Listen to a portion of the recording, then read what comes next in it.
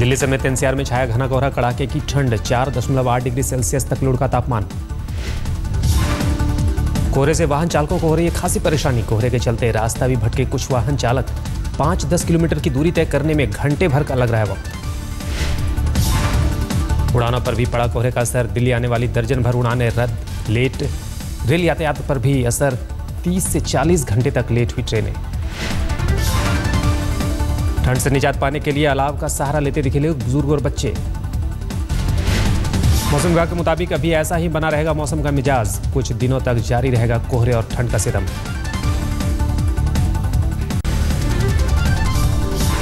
दिल्ली से सटे गाजियाबाद में ठंड से एक मजदूर की मौत। बेहोशी की हालत में अस्पताल में भर्ती कराया गया, नहीं बची जान। ठंड से बचाव के लिए प्रशासन के इंतजाम नाकाफी। रैन बसेरे और अलाव का बंदोबस्त सही नहीं। जला के जाओ अपने ढंग से, अपने थोड़ी देर रुक के, या तो फिर लकड़ी डाल के देख के जाओ कौन उठाना कौन नहीं उठाना। रोहतक में कल शाम से ही छाया घना कोहरा। विजिबिलिटी 0 होने से रेंगती नजर आई गाड़ियां। ऋषिकेश में बर्फबारी के बाद अब कोहरे से बड़ी मुश्किल। सुबह देर से खुलते हैं बाजार और शाम को जल्दी हो जाते हैं बंद। बेंगलुरु के चर्च स्ट्रीट इलाके में कोकोनट ग्रोव रेस्टोरेंट के पास बम धमाका। धमाके में एक महिला की मौत, 5 लोग मामूली तौर पर जख्मी। धमाके में मरने वाली महिला का नाम भवानी। 35 साल की भवानी अपने भतीजे और भतीजी के साथ गेमिंग प्लेस पर जा रही थी, तभी धमाके की चपेट में आई। बेंगलुरु पुलिस के मुताबिक धमाके में आईईडी का इस्तेमाल। मौके से मिले एल्युमिनियम पाइप के टुकड़े, एक बैटरी भी बरामद। टाइमर के जरिए किया गया था विस्फोट। रात 8:45 का था टाइमर। 2 गमलों के बीच अखबार और एक सफेद कपड़े में लपेट कर रखा गया था बम। पुलिस ने एक सिक्योरिटी गार्ड और पान वाले से जुटाई धमाके की जानकारी। आया मुख्यमंत्री सिद्धरमैया, केंद्रीय कानून मंत्री सदानंद गौड़ा ने मौके पर जाकर लिया स्थिति का जायजा। कर्नाटक के डीजीपी समेत सभी आला अधिकारी मुआयना करते नजर आए।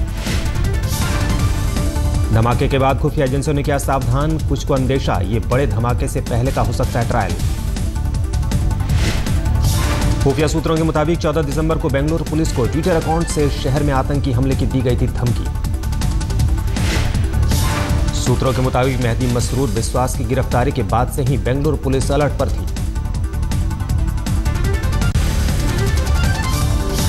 क्या सीसीटीवी से मिलेगा सुराग? रेस्टोरेंट के बाहर लगे सीसीटीवी फुटेज को खंगाल रही है पुलिस। सूत्रों के मुताबिक ब्लास्ट के पीछे खंडवा जेल से फरार सिमी के आतंकवादियों पर है शक। सितंबर में यूपी के बिजनौर में धमाके के बाद सभी आतंकियों के बेंगलुरु में छिपे होने की थी आशंका। केंद्रीय गृह मंत्री राजनाथ सिंह ने कर्नाटक के मुख्यमंत्री से फोन पर की बात। ताजा हालात के लिए जानकारी। किरण रिजिजू बोले, धमाके में किसका हाथ, इसकी हो रही है जांच। अभी कुछ कहना वो संभावना नहीं है कि उसका पीछे कौन है क्या है, लेकिन जो स्थिति जो है उसको अभी काबू में है और बहुत बड़ा इसका नुकसान अभी नहीं है। बेंगलुरु में हुए धमाके के बाद दिल्ली, मुंबई समेत कई बड़ी शहरों में बढ़ाई गई सुरक्षा। पुलिस को किया गया अलर्ट। आईबी और गृह मंत्रालय ने मुंबई और पुणे को जारी किया अलर्ट। कहा, मुंबई और पुणे को बनाया जा सकता है अगला निशाना। मुंबई के पुलिस कमिश्नर राकेश मारिया ने शहर में जारी किया हाई अलर्ट। पुलिस को चौकन्ना रहने को कहा। हैदराबाद के पुलिस कमिश्नर ने भी जारी किया अलर्ट। भीड़भाड़ वाले इलाके में खास नजर रखने को कहा गया। गुजरात के डीजीपी ने कहा, हमारे यहां पहले से हाई अलर्ट। बेंगलुरु धमाके के बाद पुलिस को और अलर्ट रहने को कहा गया। टीटीपी यानी तहरीक तालिबान पाकिस्तान के एक वीडियो से फिर बेनकाब हुआ पाकिस्तान। टीटीपी के वीडियो में जम्मू कश्मीर में पाकिस्तानी सेना के खूनी खेल खेलने का जिक्र। टीटीपी के वीडियो में जिक्र, पाकिस्तानी सेना ने जम्मू कश्मीर की आजादी के नाम पर मुजाहिदीनों को भड़काया और भारत के खिलाफ छद्म युद्ध शुरू किया। क्रिसमस से पहले जारी हुआ था टीटीपी का 15 मिनट का वीडियो। पाकिस्तान की तमाम काली करतूतों का खुलासा। तहरीक तालिबान पाकिस्तान के वीडियो में इस बात का भी जिक्र कि सेना में ब्राह्मण अफसरों से जूनियर अफसरों भी करते हैं बुरा बर्ताव। कश्मीर में सरकार बनाने को लेकर अभी भी कश्मकश जारी। पीडीपी, बीजेपी और कांग्रेस दोनों से कर रही है बात। सूत्रों के मुताबिक पीडीपी बीजेपी से 2 बिंदुओं पर चाहती है भरोसा। 6 साल के लिए मुख्यमंत्री पद और अनुच्छेद 370 की यथास्थिति बरकरार रखना है मुद्दा। कांग्रेस ने बिना शर्त पीडीपी को समर्थन का किया है ऐलान, लेकिन दोनों के योग से नहीं पूरा है बहुमत का आंकड़ा। पश्चिम बंगाल में आज बढ़ सकती है लेफ्ट की मुश्किल। 13 युवा कांग्रेस कार्यकर्ताओं की हत्या पर ममता सरकार आज पेश करेगी रिपोर्ट। 21 जुलाई 1993 को कोलकाता में पुलिस की गोली का शिकार हुए थे युवा कांग्रेस कार्यकर्ता। सत्ता में आने पर ममता ने जांच कमेटी का किया था गठन। दिल्ली के बवाना में केजरीवाल की सभा में हंगामा। लोगों की हुटिंग के बीच केजरीवाल को बीच में छोड़ना पड़ा भाषण। विरोधियों के खिलाफ भाषा पर संयम नहीं रख सके केजरीवाल। हंगामा करने वालों से बोले, तुम्हारे माँ बाप बीजेपी में बैठे हैं। माँ बाप बैठे हैं ना बीजेपी में, ये तुम्हारे बिजली का बिल कम नहीं करने वाले, ये तुम्हारे काम नहीं आएंगे सुख दुख में। केजरीवाल ने बीजेपी के साथ कांग्रेस पर भी मढ़ा हंगामे का ठीकरा। कहा, साजिश के तहत सभा में हंगामा करा रहे हैं दोनों दल। शनिवार को देवली इलाके में भी केजरीवाल की सभा में हुआ था हंगामा। भीड़ में से एक शख्स ने की थी पत्थर फेंकने की कोशिश।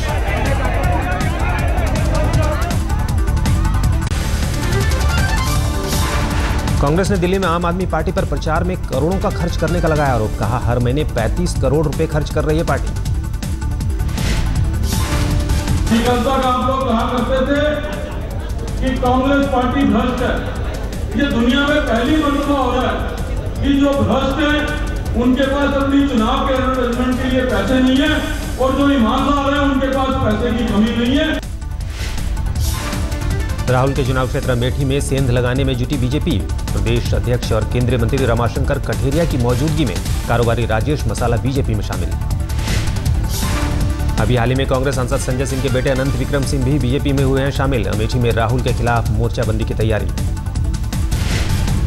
राहुल गांधी अपनी गिरेबान झांक कर देखें कि 10 साल तक वीआईपी प्रोजेक्ट बनाने के बाद अमेठी कस्बे के लोगों को घरों में पेयजल, स्वच्छ पेयजल सप्लाई नहीं करा सके। किस मुंह से आगे सांसदी कर रहे हैं। बीजेपी सांसद योगी आदित्यनाथ ने आजम खान को बताया अवसाद से ग्रस्त। कहा, बरेली या आगरा में कराएं इलाज। साक्षी महाराज को संत नहीं मानने से आजम खान से खफा हैं योगी आदित्यनाथ। कि उस पर उन्हें करना है जी, कोई बेयाद बात करता हो जी, तो मुझे लगता है कि उस हर अवसाद ग्रसित व्यक्ति के हर प्रश्न का जवाब नहीं दिया जाता। उसके लिए आगरा और बरेली के हॉस्पिटल बने हुए। कांग्रेस के स्थापना दिवस समारोह में नहीं गए राहुल गांधी। सोनिया गांधी और पूर्व पीएम मनमोहन सिंह नजर आए। कांग्रेस ने कल दिल्ली में मनाया था स्थापना दिवस समारोह। कांग्रेस का ये 129वां स्थापना दिवस था।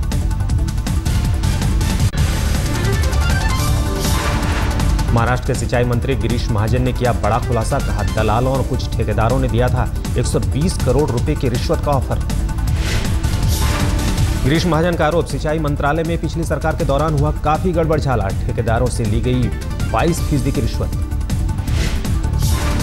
गिरीश महाजन ने कहा, पिछली सरकार के दौरान 10 करोड़ में होने वाले काम को 2000 करोड़ में पूरा करवाया गया। कोंकण महामंडल में बनने वाले डैम के में भी हुई पैसों की भारी लूट। 1000 करोड़ के पीछे 100 करोड़ 120 करोड़ रुपए देने की उन्होंने कुछ उनके ऐसे कुछ मुझे इच्छा जताई, हम सब लोगों को इकट्ठा करेंगे, आप बोलो अगर ऐसा है तो। मुझे तो बहुत शौक हुआ कि 1000 करोड़ के पीछे 100 करोड़ मिनिस्टर को कमीशन देने के लिए लोग तैयार है। फडणवीस सरकार के सिंचाई मंत्री के निशाने पर दिखे पूर्व सिंचाई मंत्री और एनसीपी नेता अजित पवार। कुछ दिनों पहले तक एनसीपी फडणवीस सरकार को दे रही थी समर्थन। आईटी दिल्ली निदेशक रघुनाथ के शेवगांवकर के इस्तीफे पर मानव संसाधन विकास मंत्रालय ने सफाई दी कि उनकी तरफ से कोई दबाव नहीं था। मानव संसाधन विकास मंत्रालय ने कहा, सचिन के क्रिकेट अकादमी के लिए आईटी से नहीं मांगी गई जमीन, न ही ऐसा कोई निर्देश दिया। आईटी दिल्ली विवाद में अपना नाम आने पर सचिन ने जताई हैरानी। ट्विटर पर लिखा, न ही एकेडमी खोलने की योजना, न ही की जमीन की मांग। मानव संसाधन विकास मंत्रालय ने कहा, सुब्रमण्यम स्वामी के बकाये को लेकर भी आईआईटी दिल्ली को नहीं दिए कोई निर्देश। निदेशक के इस्तीफे के बीच कल कैंपस में आयोजित हुआ भव्य संगीत समारोह। पाकिस्तानी गायक शफकत अमानत अली खान के गानों पर झूमे आईआईटी दिल्ली के छात्र। एयर एशिया के लापता विमान का अब तक कोई सुराग नहीं, कल सुबह से लापता है विमान। इंडोनेशिया से सिंगापुर की उड़ान पर था एयर एशिया का विमान QZ8501। उड़ान भरने के बाद एयर ट्रैफिक कंट्रोल से टूटा संपर्क। एयर एशिया के लापता विमान में 155 यात्रियों के साथ चालक दल के 7 सदस्य मौजूद। प्लेन में सवार यात्रियों के घर पर छाया मातम। लापता विमान में ज्यादातर यात्री इंडोनेशिया के रहने वाले। सिंगापुर, ब्रिटेन, मलेशिया और फ्रांस का भी एक यात्री। सूत्रों के मुताबिक भारतीय नौसेना ने भी की तैयारी। मदद के लिए 3 जलपोत और 1 बोइंग अलर्ट पर। पश्चिम बंगाल के वर्धमान में विस्फोट की एक और साजिश नाकाम। मारुति वैन से 3000 जिलेटिन की छड़ें बरामद। पुलिस ने चेकिंग के दौरान गाड़ी से बरामद की जिलेटिन की छड़ें। अब्दुल कदर शेख नाम का एक शख्स गिरफ्तार। पुलिस के मुताबिक जिलेटिन की छड़ों को ओडिशा से बीरभूम ले जाया जा रहा था। आज आरोपी को अदालत में पेश करेगी पुलिस। यूपी के बरेली में एक घर में एक साथ 3 मासूमों की मौत। मां के मुताबिक दूध पीने के बाद सभी बच्चों की हुई मौत। मरने वाले बच्चों की उम्र 3 से 6 साल तक। पुलिस ने शवों को पोस्टमार्टम के लिए भेज दिया। मामले की जांच हो रही है। दिल्ली में अक्षरधाम के पास पुलिस वालों ने अपनी कार से महिला और बच्चे को कुचला। बच्चे की मौके पर ही मौत, घायल महिला अस्पताल में भर्ती। बच्चे की मौत के बाद लोगों का भड़का गुस्सा। स्थानीय लोगों ने NH24 पर लगाया जाम। गुस्साए लोगों पर पुलिस लाठीचार्ज। चश्मदीदों का आरोप, कार के अंदर दिखी शराब की बोतल। कार में सवार दोनों पुलिस वाले पांडव नगर थाने में तैनात। पुलिस ने एक आरोपी कांस्टेबल को हिरासत में लिया। नोएडा में चोरों का आतंक। एक ही रात 3 जगहों पर की चोरी। कीमती सामान और कैश लेकर हुए फरार। दुकान का ताला तोड़ते समय सीसीटीवी में कैद हुए सभी चोर। अब तक पुलिस को नहीं मिला कोई सुराग।